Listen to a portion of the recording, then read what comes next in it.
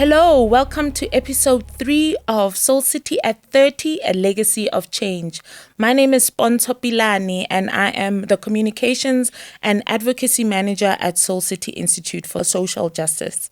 We've heard so much about this feminist strategy and the vision change from a health communications organization to one that is intersectional, feminist, and also focuses on social justice. And one of the key flagship projects and programs that have been at the pinnacle of the feminist strategy has been the Feminist Leadership and Activism Center called FLAC, which is about creating a new generation of feminist leaders, not only for South Africa, but for the region as well.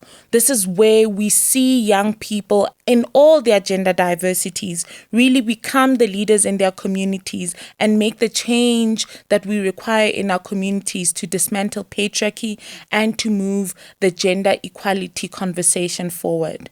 And to join me in this conversation about the Feminist Leadership and Activism Center, I have my co-host, Phinah Kodisang, our CEO. Hello. And Mphutsako Majoro, who is the coordinator of FLAC and has really been at the center of ensuring that FLAC runs for the past 3 years. Welcome, Mphutsako. Thank you for having me. So, Phinah, I'd like to start with you. When you decided to have the feminist strategy, what said, let's create FLAC? What were the conversations happening in the organization at that time that became what now is FLAC? So conversations in the organization had been centered around the vulnerability of young women, right, in the country. I mean, if you look at the HIV statistics that we were getting at the time and we are still getting now, young women between the ages of 19, 24, the ones that are sort of driving the pandemic, because new infections in that age group happen weekly. And we are told, in fact, statistics that was released last year is saying weekly you get between 1,200 and 1,500 new infections in that age group. But also when you look at, generally in society, how young women are treated, and how gender norms, are driven in societies. We saw as an organization a need for an intervention where we center young people's leadership, we center their activism, not only centering it, but resourcing it, because we wanted young people, young women, to be the ones who challenge the systems that keep them oppressed, that, make them vulnerable to infections, to GBV, and to many other social ills. So at that time, when we were now looking at cementing the feminist strategy within the organization, we were implementing a project at the time funded by the EU, and we were training 40 young women to be advocates in their communities, called Raising Voices. Yeah, and so with Raising Voices, we saw that, in fact, we can run a school, right? Where it's not only this 40, but at any given point through the school, you'll bring in, this pipeline of young feminist leaders. And that's how the vision was born. I will not take credit and say it was mine. It was, at the time, the former CEO was still there. Other people in the organization like Shireen were still there. And it was a conversation that was happening at that level in the organization. The fortunate thing was that when I took over, that was the first project I thought of now making sure that it happens. And right? we see it through. Yes. And why was that important to see it through? Why, out of all the legacy projects and programs that have existed in the 30 years, or at that time, the 25 years of Soul City, why did FLAC stand out as the one that you would carry the mantle for? A black young woman in South Africa is still left behind. In 2025, 30 years of democracy, she's still left behind. And if we want equality, we need to be equitable in our approach by providing resources, empowering this young black girl. And you will notice that I'm using politics of race because it must be clear who are we targeting and why are we targeting that, that class, that young black woman, because as you were talking about our intersectionality as an organization, we know that, issues of race, class, sexism, many other intersecting issues are the reason why a young black girl in Limpopo cannot access opportunities that other young women are accessing.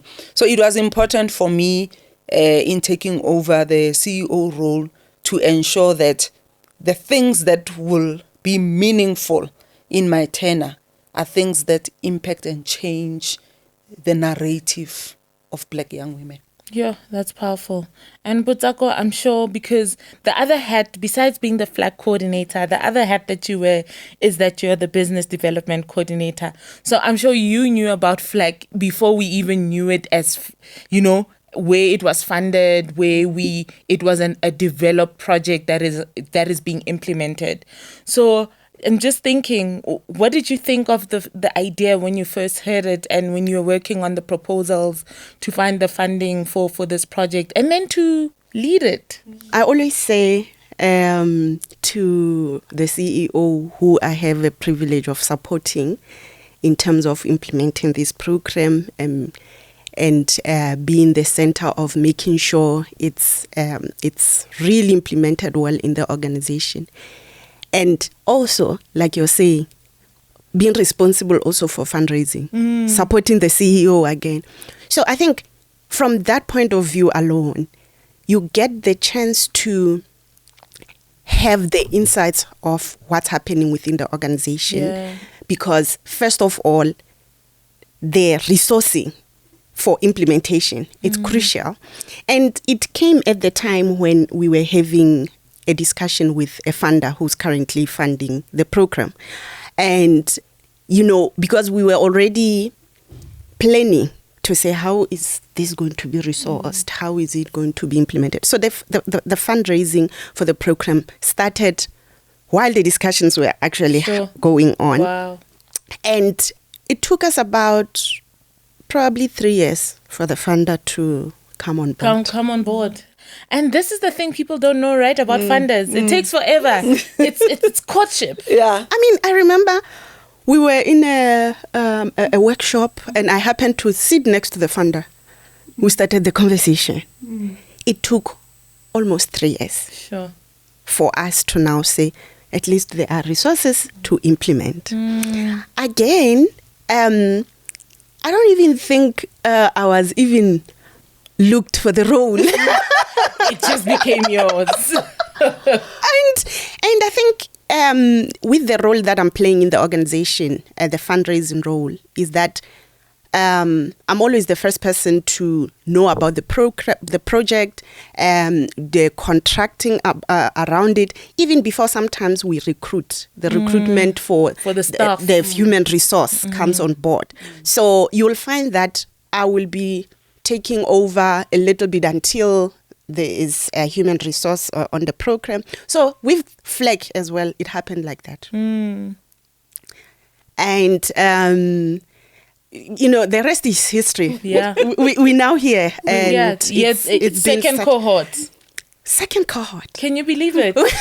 Just a few months ago, we were celebrating the graduation of the first cohort. Yeah. The inaugural class of FLAC, and now we just come from 2 weeks ago, or a week ago even. Yeah, a week ago. They were just here. Yes. The second cohort for the second module. For the second face-to-face module. Like for you to have seen the growth of this project for 3 months of courting for funding to begin with, and now you're in the third year. I mean, in the second cohort, you are not just in South Africa. It's such a... I actually become emotional because... That's okay. There's tissue here. Because within the program, I saw myself grow. I saw my capabilities that I always say it is very important when you talk about your growth, the people who or the person who's managing you plays a huge role. You really cannot grow without a good manager. And I think I'm very privileged to have been where I am and having to report to the CEO. Because I hope you're not just saying it for the camera, right? It's because you're sitting there. I suspect. You see now she has my attention. Yeah, it's not even the first time she hears this. Because with the background and everything, and the initial reason why I was at Soul City, and then transitioning and taking two critical roles really, because FLAC is a flagship program of Soul City, and critical again because we started when it was a pilot, and when you are doing a pilot, you really don't know what to expect or what, you you have a work plan, you have your objectives, you have everything. But really, we had to change so many things during the course of the program implementation. You were building the plane while flying. Yeah? Yes, and I think one of the most outcomes that I'm very proud of from the evaluation of our pilot is that we were so able to adapt to anything that we were changing, and we could grasp within a week. We can say, my boss can say, look, I don't think this is going right this way, but quickly, we would grasp. And you've seen our evaluation report. I've seen it. I've had to read it many times. Yes. Yes. You can wake me up in the middle of the night and I'll tell you what page 10 says. Yes. So honestly speaking, I think the program, as much as it's an empowerment to our targeted beneficiaries, but it's also empowering us within the organization. Sure. I don't only work with the CEO on the program. I work with you as well. I work with finance. I work with the brilliant team of our administrators, and I have seen growth in everyone. I have seen personal growth. I've seen and we're proud to even we've had our documentary that has actually even brought more into the organization as well. So it's been a good well done to all of us. Yes. Well done to the organization. Well done to the organization. It takes a team. You know, and running a flagship project, or even having an organization that identifies as a feminist organization in the midst of a patriarchal society, a society that is anti-rights, anti-gender, in a moment in history where the pushback against gender rights is at its peak. For now, it's the peak, right? And it's been bubbling under the surface for as long as it has. And I segue from FLAC into this for you, Phinah. Has identifying as a feminist organization disadvantaged Soul City in one way or the other? I don't see it, right? And I don't think anyone can convince me that it has, because in fact, the positioning, the being overtly feminist for me has challenged so many funders that we work with or that we are targeting to also look at us, through that lens of saying they stand for something. And when we work with them and when we partner with them through the resources, we need to stand for something as well. I'll tell you why I'm saying that, because the conversations that I have the privilege of having when we are negotiating, with different funders, I always challenge them on things that they are not aligned to a feminist agenda. And, even when we write in our proposals, Mphutsako and I work together, like she said. I will always say to her, until we get it, we are not changing our proposal. Until they get it, that we are not shifting, because sometimes you get to engage with them and you'll hear that, but change this language to something else. No, the language remains. Because if we change the language to something else, then we are changing our identity. We are changing our principles and values. So we've always said those who get it will get it. And those who don't get it, it's fine. It means we are not aligned, and therefore we shouldn't even be working together. So it has not really disadvantaged us. It has opened bigger opportunities for us as an organization, and new opportunities that otherwise we wouldn't have. So it's a good thing that we are doing. That's great, and it goes into the vision and mission of FLAC, right? Creating this new generation of feminist leaders for South Africa, for the continent, for the world, really, if we're being honest. And how do we see FLAC contributing into the feminist movement building that is happening globally, locally, regionally? I like telling stories, right? And I tell a story of these young 20 women that we brought in 2022. They came, you could see even as they were talking in their first sessions that they have no clue. True. Like they are so clueless very true. about a lot of things, And if you talk to them now, that transition from I know nothing to being able to submit a proposal, because we've been reviewing the proposals they sent to us, where somebody says, I see this big picture. I want to change the world. I'm going to do this ambitious project. I'm going to create this app where we engage with men on gender-based violence. Oh, wow. I'm going to be educating children in rural Limpopo about their rights. So you can see that they got it. When they came in, it was just a program because I'm doing nothing. Let me just enroll and see what is there. And I'm telling it, I'm paraphrasing what they say when they talk about it. I just came in to see what is this about. Yes.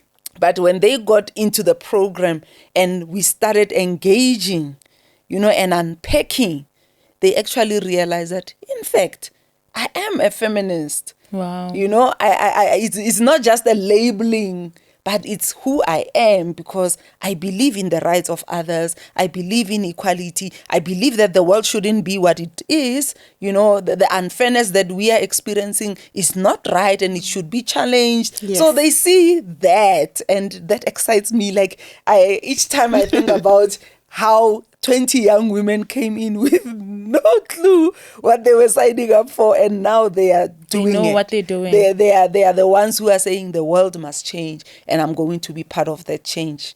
For me, I can sleep and rest peacefully. And you, Mphutsako, because you even interact with them on a more interpersonal level.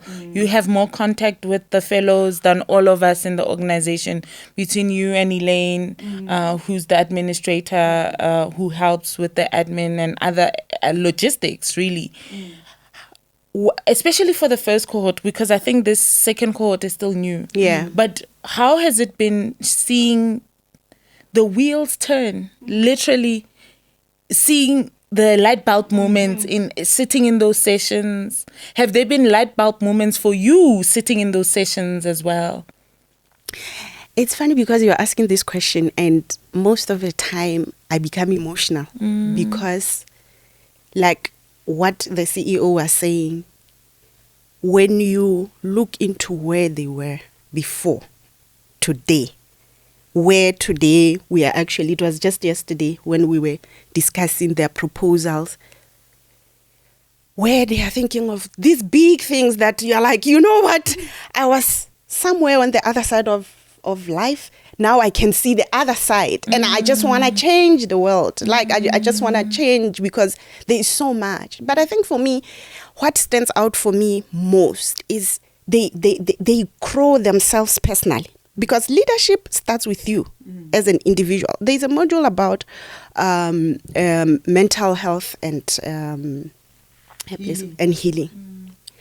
that module sets the record for the it always touches my heart.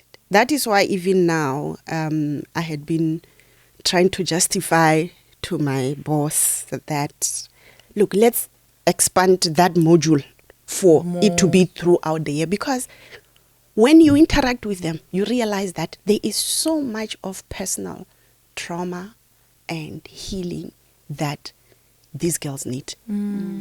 They come from different environments.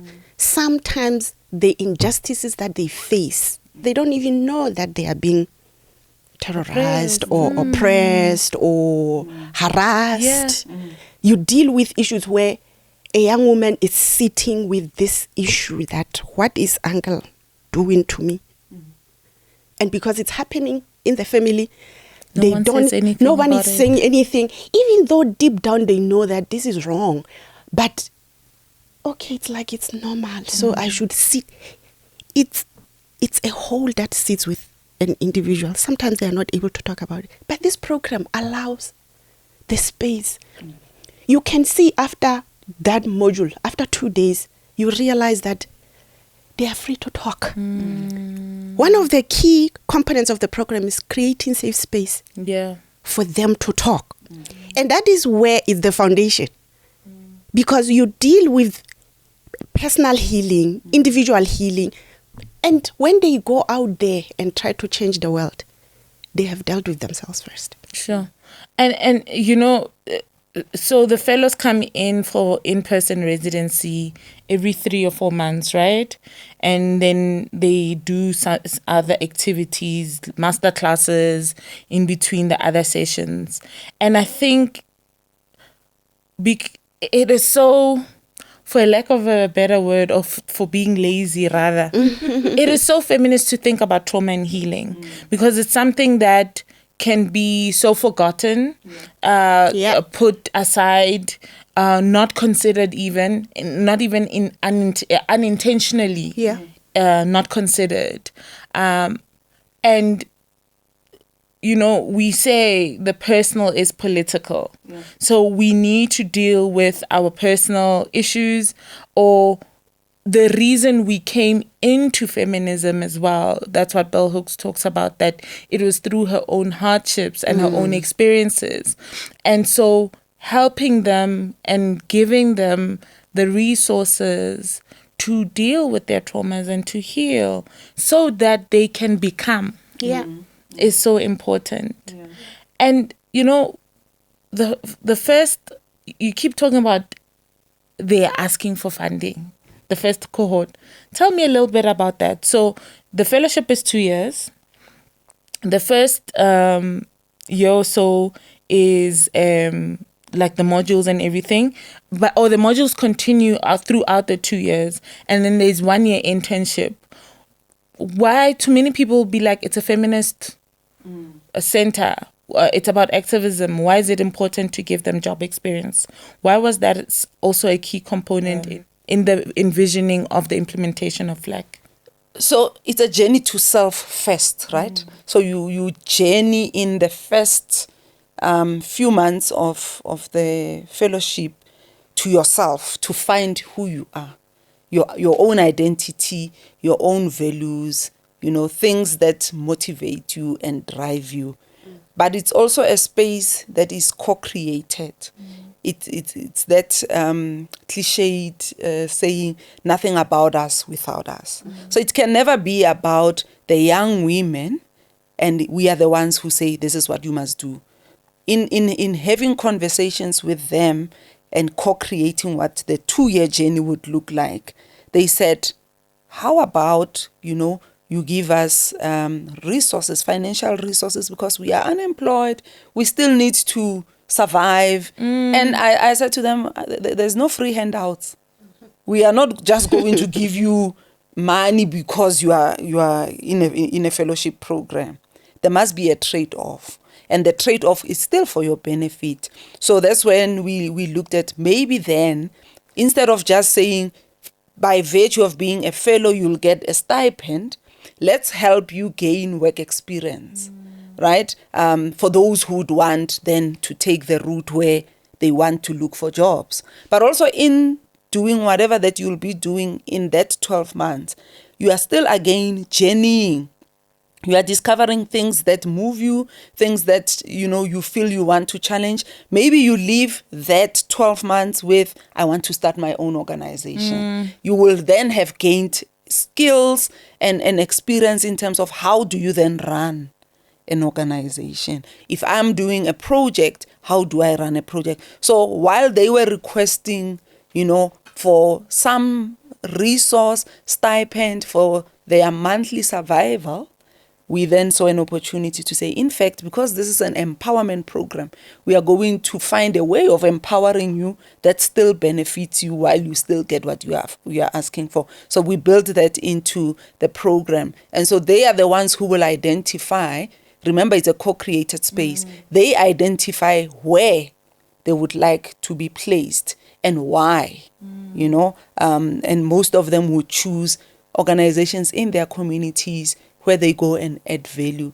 while also gaining that experience and gaining some resource. Maybe you would like to add on that one? I think you've really covered it very, very, very well, Fee. I said Fee. Yeah, that's what you call me. Yes. Indeed, we that is part of that. And also, remember, the program, it's capacity building. So when you then start saying, go and do your own project, while we are still trying to capacitate you and for you to understand how to do the project. So part of placing them to the organization is for them to understand how organizations work for the purpose that Fee had indicated, but also to say, okay, if I were to start my own or start a project, which is now part of the alumni program, this is the experience that I'm gaining. Then, when you get to that stage, you will have been capacitated. The groundwork is done. It's done for this past 2 years. Oh wow, that's that. So it's about ensuring that even after the fellowship is over, even after maybe they do not get funding through the alumni program, they are able to have a CV with job experience. And at an NGO that is affiliated with us by virtue of them being there as well, right? But tell me more, Mphutsako, about this alumni program. We've been talking around it. Well, alumni program, it's really a birth from the fellowship, yes, and through the leadership of Fee, we decided that instead of just saying we've done the fellowship and that's where it ends, because we are building a movement which is ongoing, let's have a program that is now taking the knowledge that they have from the fellowship to now implementing it in their respective settings. So what we are doing in the program, which I think yesterday we were even revising some of the strategies in terms of how to implement it, is that we want to resource their projects. And I want to specifically say social projects, social impact projects, where they bring in applications to us exclusively for FLAC alumni members.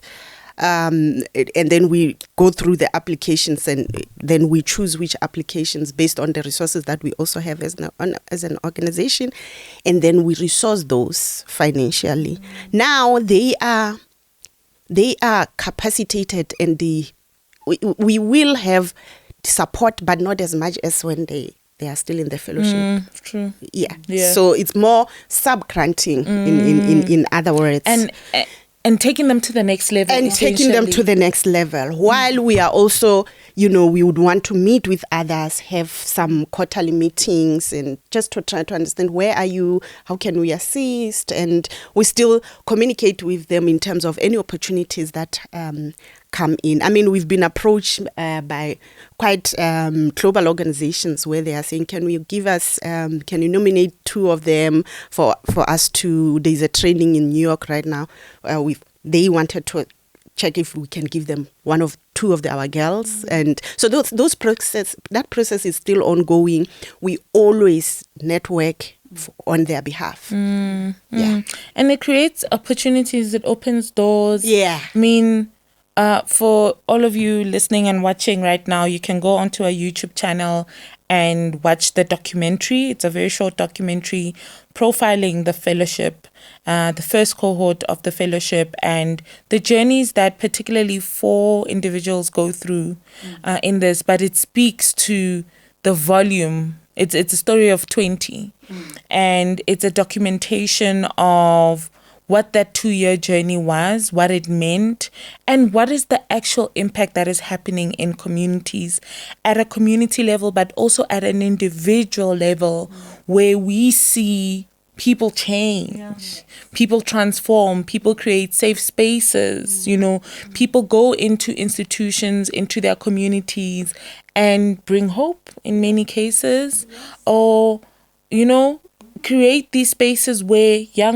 fellow young women can flourish and feel heard in a world that is consistently and continuously trying to silence young women's voices. Yeah. And again, talking about the fellowship and how it fits into the whole vision of Soul City, where do we see FLAC going? It took off faster than I thought it would. I must admit. I mean, by the time we graduated the first cohort, the vision to go regional, was something we were seeing maybe in the coming 5 years. But I can tell you now, FLAC is already regional. We have 4 fellows from SADC, 1 from Botswana, Lesotho, Eswatini, and Zimbabwe, right? And we are seeing the next cohort, FLAC 3. I call them 1, 2, 3. Yeah, same thing.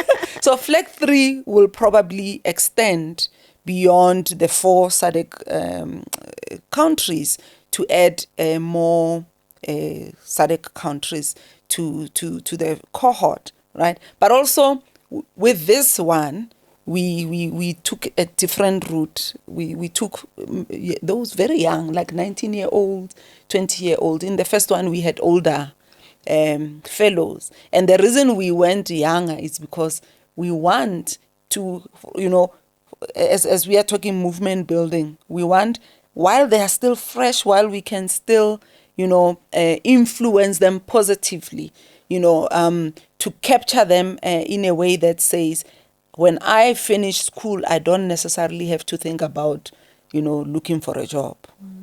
I can actually, as a change agent, if there's no opportunity for me to get educated, because not everyone will finish matric and maybe have money to go and further their education, right? But if you look at the opportunity that is created in the program, there are bursaries that they are linked to. We are still talking, as Mphutsako was saying, to organizations that do scholarships. So it's not only about building their feminist consciousness, but it's understanding that the socio-economic status of these young women is something that must be addressed as well as a feminist issue, right? So it's saying to them, in fact, you are going to be the ones who create your own futures. It's not going to be that everyone must go to university, but you can create a future by looking at what are the social ills in my community and how will I use that as an opportunity, not only to change my own life, but to change everyone. And even in doing that, you still get opportunities. Others will be going to New York, others will be connected to other opportunities. That's just how it happens. Yeah, and that's very important. Mphutsako, as we close, there's a young woman, a young person listening to this, watching this, and it's like, I want to be a fellow. I want to be a feminist and activist, how do they do that? Outside of the fellowship, like what do you need to take up the feminist mantle and say, hey, this is my fight as well? I think, as a young woman, just believe in yourself. When we started with the program, just in the middle of the program, I realized that there is a lot that needs to be done. There is a lot that these young women go through. So even with the previous face-to-face that we came, we said, look, we can only take so much, but sometimes just say, here I am. Because sometimes opportunities would not just say, here's an advert for fellowship. But when you are sitting there and showing yourself and saying, here I am, choose me, here I am, choose me, we will be able to identify talent. Sometimes it's not even Soul City. People outside, they can identify talent, they can identify that, okay, look at, I don't know if you'll allow me to talk about a person like Makhosi Mvelo, I think with her program, right, which was already something that was changing lives in the community. She's been saying, I'm here. Choose me. Look, the platforms where she has taken her group to international, because she has been saying, I'm here. Sometimes it's not even about organizations looking for saying, okay, which programs, but it's about you believing in yourself and saying, look, I'm here. The world, I am here. Make the first move. Yeah, and that's true. And just to contextualize for our listeners and viewers, Makhosi Mvelo is an alumni. Yeah. I had the pleasure of working with her she was seconded as part of her fellowship to Soul City, but she has a very great group called Oketelo. And they perform, but they're not just about performing Zulu traditional dance, but it's a safe space for young women to gather and to also dismantle patriarchy around what Intombi is in isiZulu culture. So those are the kind of things that happen, and just showing up, saying, I don't know what the word is. Yeah. I don't quite, something's not right here. Yeah. And this is how I want to rectify it. I don't know if there's a word for what I'm trying to do, but I'll do it regardless. And because she started even before she came to the program. Exactly. Yeah. Even though she couldn't locate and use the language to say what this is. Exactly. We have two fellows who are now alumni who are now board members. They are now my boss. Yes, they're now female boss. Exactly. And all our bosses. Yeah. CIPC recognizes them as all our bosses. Their names on the letterhead of the organization. They have their names at the letterhead of the organization. Yeah. Also, that is an opportunity. And feminist movement building through FLAC, we've seen, can look so different. Yeah. And has taken so many different forms, but it's all for the same vision. Yeah. I'm very proud of the program. It's been exciting working on the program. It's always scary how young they are. Like, I'm like, and I did babies. You are babies, but the world is just and I don't mean that in an infantilizing way, but like to just be like, wow, like sometimes I pause, what would have happened if this existed when I was that age?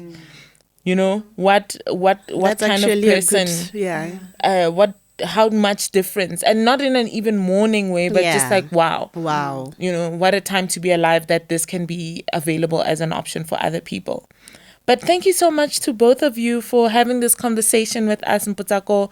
All the best with the alumni program, with the new fellows. We look forward to shooting another documentary with them when they graduate next year, and just taking this further and further and really impacting not just economically, but socially, mentally, emotionally into the lives of incredible young people who will make a difference. And with that said, thank you so much for joining us for our third and almost last episode of this podcast. And it's just been such a pleasure to listen to the various ways in which Soul City has evolved. Soul City is envisioning the future, but also the impact that it has had not only in 30 years, but in the past 5 years of a feminist vision. Look out for the last episode of our podcast. Goodbye.